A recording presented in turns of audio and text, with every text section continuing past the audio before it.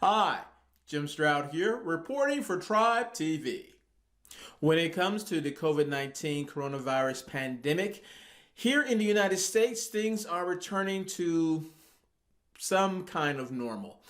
Cities are reopening, businesses are reopening, people are starting to venture outside a bit more. And that's where it starts to get a bit interesting.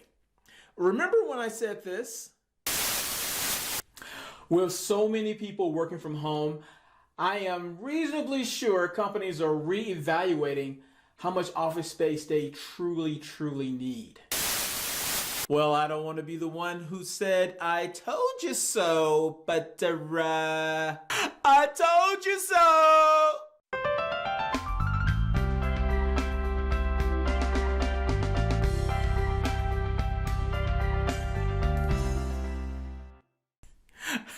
Check this out.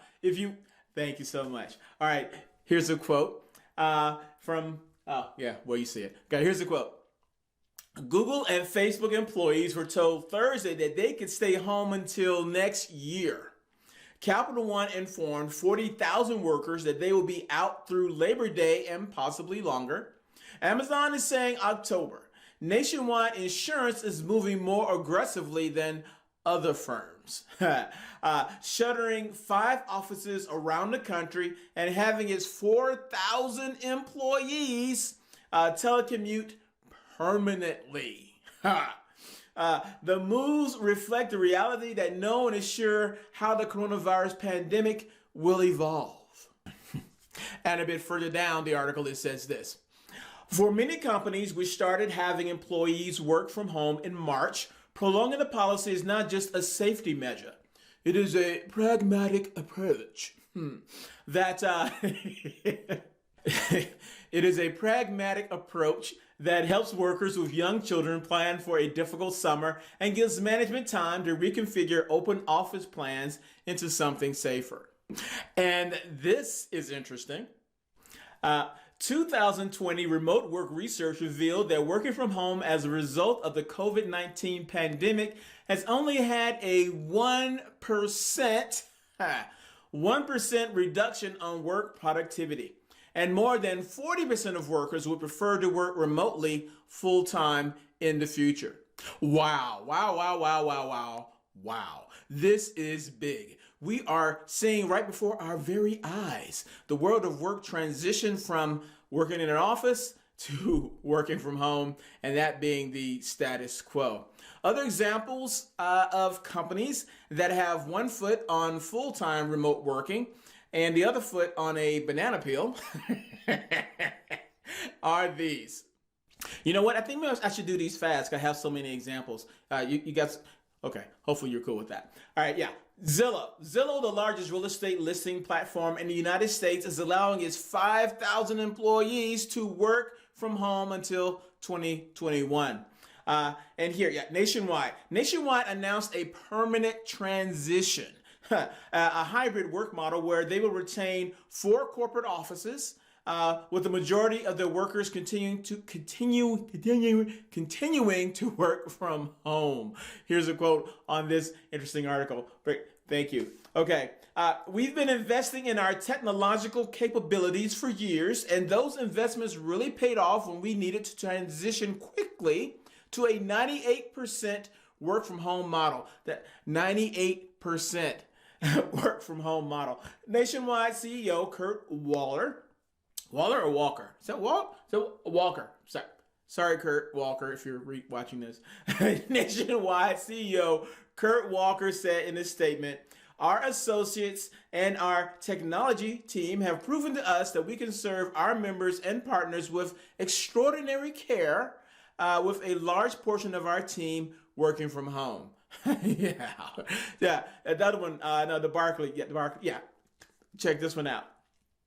And Barclays CEO saying putting 7,000 people in one building may be a thing of the past. But the most interesting quote in all of this to me is what Jack Dorsey said over at Twitter. Thank you. All right. He said this. Twitter CEO Jack Dorsey told his employees Tuesday that many of them would be allowed to work from home in perpetuity, even after the coronavirus pandemic ends, according to a company spokesperson. Opening offices will be our decision, the spokesperson said. When and if our employees come back will be theirs. And I could go on and on, but I digress. Let's just put some notes on the, oh, they're popping up already. All right, I could go on, but I digress. On one hand, you have companies that are running away from the office, running away from business as usual. And on the other hand, you have those companies that are doing their very best to bring their workers back into their businesses where there is a heavy customer interfacing. And those companies, they're investing a lot in what they're calling virus screening technology. However, despite all the money that some companies are spending on some of this virus screening technologies, there are several public health officials who say that virus screening technology is not really giving an accurate assessment of the health status of the person it is diagnosing. A lot of these tools don't do much beyond collect medical data, and overall, they're just giving a false sense of security in the workplace.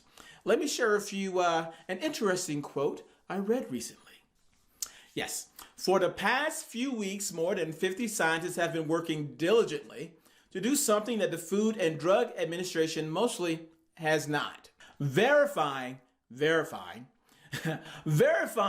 14 coronavirus antibody tests now on the market actually deliver accurate results. These tests are crucial to reopening the economy, but public health experts have raised urgent concerns about their quality. The new research completed just days ago and posted online Friday confirms some of those fears. Of the 14 tests, only 3 delivered consistently reliable results. Even the best had some flaws. Well, in addition to using virus screening technologies, which may or may not work, companies have been experimenting with other types of technology and processes to get people back into the workplace. Here are just a few examples. Cali Burger will install facial recognition devices with thermal sensors at the entryway of its restaurants. These devices will scan the body temperatures of the people trying to enter the restaurant and not let them in if it detects a fever. Ford and other companies are requiring employees to fill out a medical questionnaire before they return to work. And in a move that will surely test their employer brand, Amazon is tracking its warehouse staff and will fire them for failing to socially distance themselves from their coworkers, getting only one warning. Yeah, that won't come back to haunt. It already has. That's this article. And if there was a competition for companies doing creepy things for the greater good, my award would go to the people behind the so-called immunity passports. Here's a clip. If you contract COVID-19 and survive it, you might be entitled to what is called an immunity passport, a certificate that proves you're at less risk of contracting the coronavirus because you've already had it. That will most likely exempt you from some of the restrictions put in place to contain the virus, so you'll be able to leave isolation and go back to work. While immunity passports are not a thing yet, some countries like the UK, Germany and Italy are considering introducing the practice. Immunity passports would potentially help ease lockdowns, get the economy rolling again.